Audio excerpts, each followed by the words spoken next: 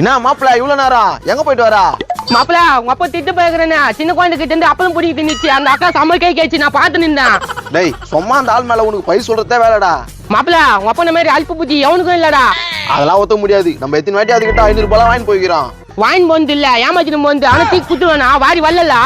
இருந்தாலும் அவ்வளவு சில்லறை தனமான இது பண்ண மாட்டாரா? சில்லறை உடனே ஞாபகம் வருது. இதுனா இது சில்லறை மாதிரியே இருக்குது. ஆனா ஏதோ வாசல் மாதிரி இருக்குது. அதை அப்படி வாசல் போடு. உங்க அப்பா என்ன பண்றான்னு பாக்கலாம். இதையா அப்படியே கூடு மாப்பிள்ள உங்க அப்பனா. எப்பா எப்போ நான் இது வேற கட்சி நடக்குதா?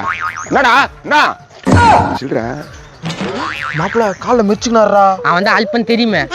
டேய் என்னங்கடா? ஒண்ணே இல்லப்பா சும்மா தான் கூப்பிட்டேன். நம்ம தான் கூட்டிங்களா? சரி போங்க போங்க. மாப்பிள்ள ஒன்னும் நானும் பண்ண போறேன் பாரு. நோ என்னப்பா?